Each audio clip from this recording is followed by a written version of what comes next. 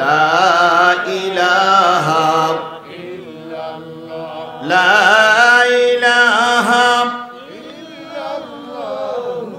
মুহাম্মাদুর রাসূলুল্লাহ লা ইলাহা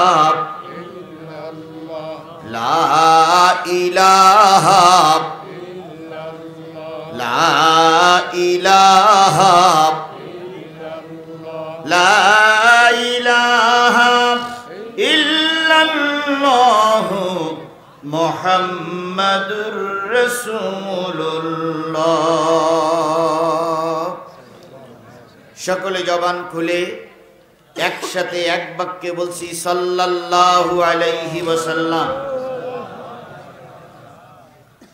বগুড়া জেলার গাবতলী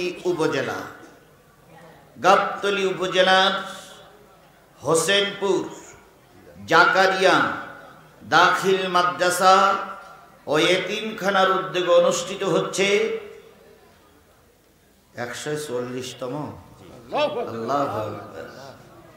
140তম একদিন ব্যাপী বিরাট তাফসিরুল কোরআন মাহফিল 6 নভেম্বর 2025 21 কার্তিক 1432 বাংলা রোজ বৃহস্পতিবার।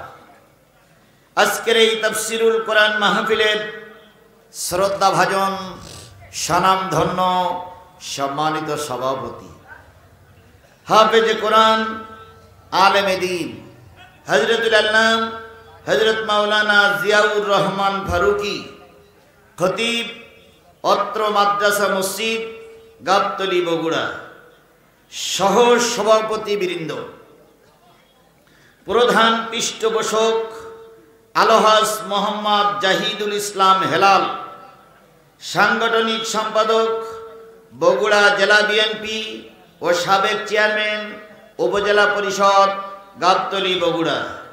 আজকের এই মাহফিলের যিনি প্রধান অতিথি হিসেবে থাকার কথা ছিল, এলাকারই কৃতি সন্তান জননন্দিত নেতা জনাব মোহাম্মদ হেলালুজ্জামান তালুকদার লালু, বিএনপি চেয়ারপারসনের উপদেষ্টা, সিনিয়র সহসভাপতি বাংলাদেশ জাতীয়তাবাদী কেন্দ্রীয় কৃষক দল, বিএনপি ও সাবেক এমপি 7 গাবতলী শাহজাহানপুর।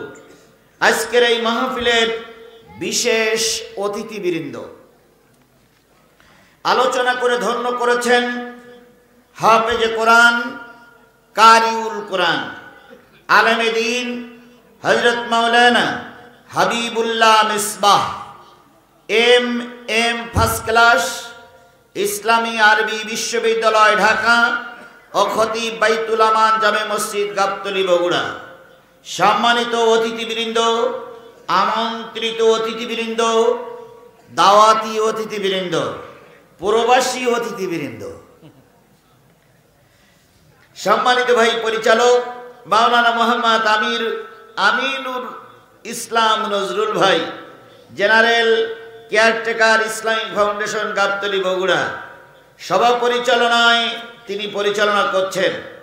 অন্যান্য দাওয়াতি অতিথিবৃন্দ, মঞ্চে উপবিষ্ট বিভিন্ন রাজনৈতিক দলের নেতৃবৃন্দ, সামনে উপবিষ্ট দিনদার পরেশগার মুত্তাকি মুসলমান ভাই ও বন্ধুগণ, পদ্মায় অবস্থানরতা শ্রদ্ধাশীলা মা ও বোনেরা, সকলকে নিয়ে আবারও সালাম বিনিময় করছি। আশা করছি সালামের জবাবটা সকলের পক্ষ থেকে জোরে সোরে পাবো। আসসালামু আলাইকুম ওয়া রাহমাতুল্লাহি ওয়া বারাকাতুহু। আল্লাহ পাকের দরবারে লক্ষ কোটি শুকরিয়া আদায় করছি, যিনি আজকের এই মাহফিল করার মতন উত্তম একটা পরিবেশ তৈরি করে দিয়েছেন। এমন একটা সময় আমাদের উপর দিয়ে চলে গেছে যে সময় এরকম মাহফিল করার পরিবেশ ছিল না। মাহফিল করতে গিয়েও সমস্যার সম্মুখীন হতে হতো। বক্তারা কি ওয়াজ করবে তা আগের থেকে ওনারাই বলে দিত। অনেক সময় বক্তা মঞ্চে একটু যদি সত্য কথা বলতে গিয়ে কারোর দিকে গেছে, তখন দেখা গেছে বক্তাকে মঞ্চের থেকে অপমান করে নামিয়ে দেওয়া হয়েছে, অনেক বক্তাকে পিটাইয়ে হাসপাতালে দিয়ে দেওয়া হয়েছে, অনেক বক্তার মাইক কেড়ে নেওয়া হয়েছে। কথা বলেন ঠিক না বেঠিক? তার থেকে হেফাজত করেছেন কে? আল্লাহ। আরেকটু জোরে বলুন, ওই বিপদ থেকে হেফাজত করেছেন কে? আল্লাহ। সেই আল্লাহ এখনো আছে? বিশ্বাস হয় আপনাদের? বিশ্বাস হয় আপনাদের? তাহলে যদি বিশ্বাস হয়, তাহলে যে মালিক আপনাকে আমাকে হেফাজত করে আজকের এই সুন্দর পরিবেশ তৈরি করে কোরআন হাদিস বলার মতন একটা পরিবেশ তৈরি করে দিলেন, আমরা সে মালিকের দরবারে শুকরগুজার হচ্ছি। কারোর জবান বন্ধ থাকবে না, সকলে মিলে বলছি আলহামদুলিল্লাহ। আরেকটু জোরে বলুন তো আলহামদুলিল্লাহ।